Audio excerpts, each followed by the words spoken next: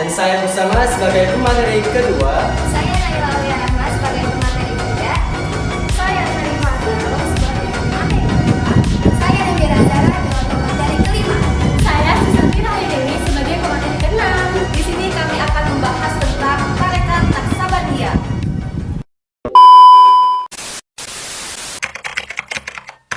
Apa itu tarekat Naksabandiyah? Tarekat Naksabandiyah berasal dari bahasa Persia yaitu Naksabandi. Tarekat ini adalah salah satu dari banyaknya semua tarekat di dalam tasawuf Islam. Tarekat ini dinamakan demikian karena berasal dari nama pendirinya yaitu Bahauddin Al-Bukhari An-Naksabandi.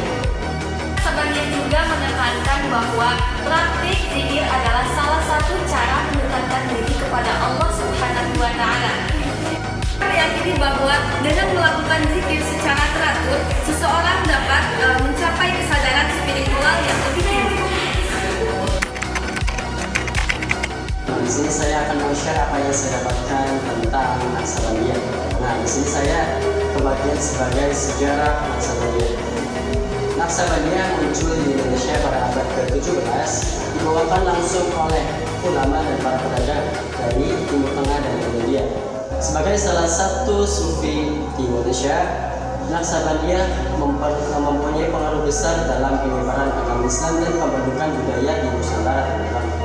Nah, Naksabandiyah ini menyebar di Indonesia seperti di Minangkabau, Aceh, dan Jawa. Yang pertama di Aceh, teman-teman.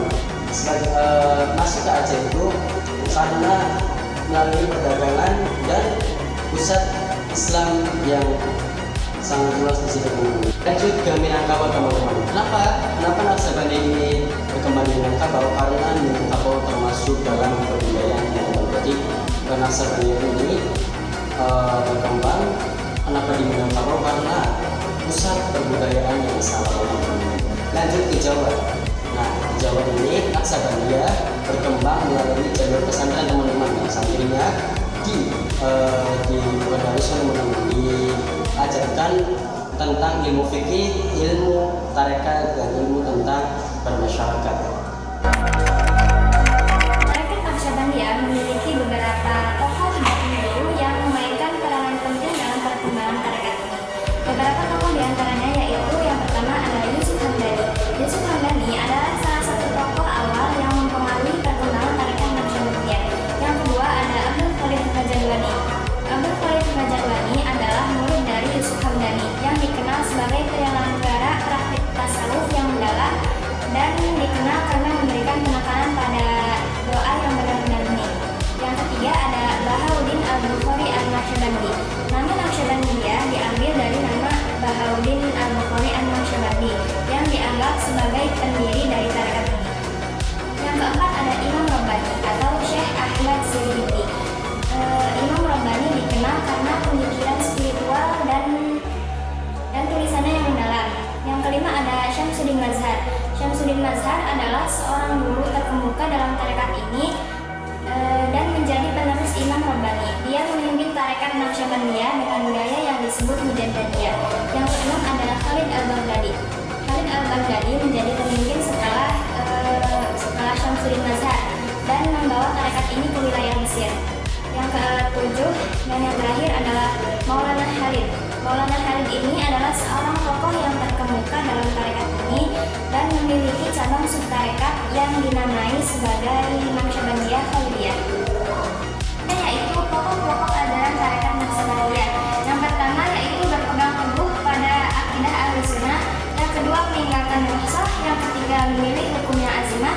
Yang keempat senantiasa dalam muraqabah. Yang kelima zikir tanpa suara. Yang keenam zuhud. Yang ketujuh mampu merasakan kehadiran Tuhan di dalam hati. Yang kedelapan menyendiri di tengah-tengah keramaian serta menghiasi diri dengan hal-hal yang berfaedah.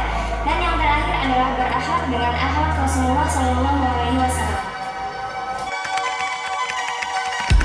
Akan menjelaskan tentang tantangan utama tarekat Naksabandiyah di era modern.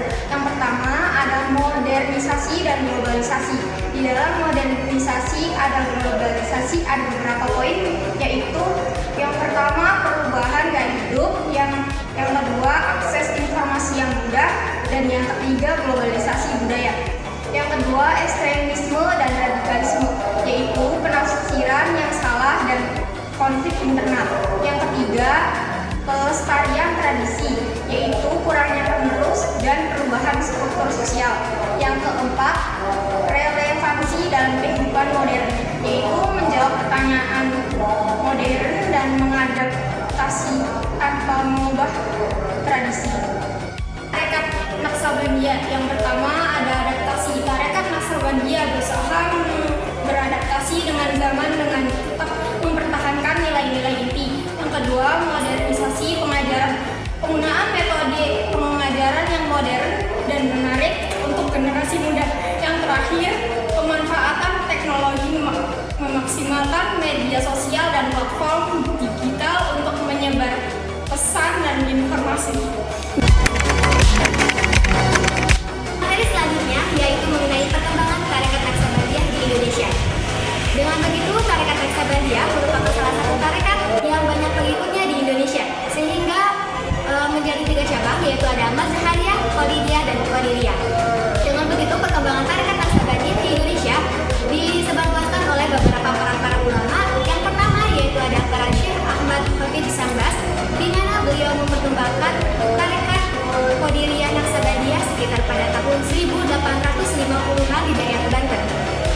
Yang kedua yaitu ada Syekh Ismail Minangkabau, di mana beliau memperkenalkan tarekat Naksabandia Khalidiyah pada tahun 1860-an. Yang ketiga yaitu ada Kiai Haji Abdul Fattah, di mana beliau menyebarkan tarekat Naksabandia ini dengan membangun beberapa pondok pesantren. Yang keempat yaitu ada Syekh Ibrahim, di mana beliau memperkenalkan tarekat Naksabandia ini di daerah kabupaten yang berada di Sumatera Barat.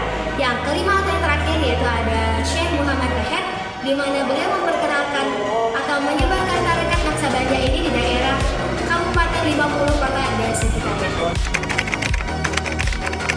Keenam yaitu ada fungsi dan tujuan tarekat Naksabandia. Nah, di sini ada fungsi tarekat Naksabandia. Yang pertama yaitu ada bimbingan spiritual. Tarekat ini menyediakan bimbingan spiritual melalui mursyid.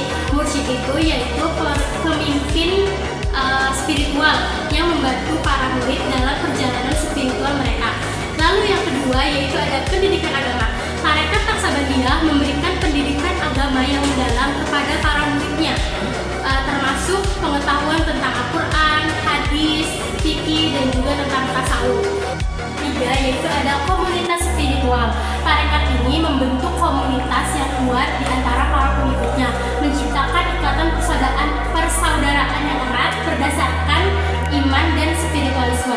Lalu yang keempat yaitu ada zikir dan meditasi. Fungsi utama tarekat adalah melakukan zikir dan meditasi secara rutin, baik secara individu maupun secara kelompok, untuk mendekatkan diri kepada Allah Subhanahu wa Ta'ala.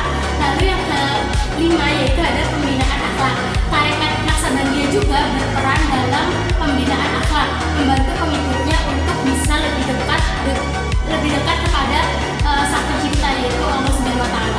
Lalu yang kedua yaitu ada tujuan tarekat Naksabandia. Tujuan tarekat Naksabandia yaitu ada yang pertama, mencapai kedekatan dengan Allah. Tujuan utama dari tarekat ini adalah untuk mendekatkan diri kepada Allah melalui berbagai praktik dan spiritualisme. Lalu yang kedua yaitu ada pembersihan jiwa. Anggota tarekat berusaha untuk membersihkan hati dan jiwa dari sifat-sifat buruk seperti iri, kesombongan, dan juga keserakahan. Lalu yang ketiga yaitu ada pengembangan spiritual melalui caranya yaitu melalui dengan meditasi, zikir, dan juga bimbingan dari para mursyid, agar anggota tarekat berusaha meningkatkan kesadaran dan juga pengalaman spiritual mereka. Lalu yang keempat yaitu meneladani Rasulullah. Tarekat ini berupaya mencontoh perilaku dan juga sikap teladan atau ajaran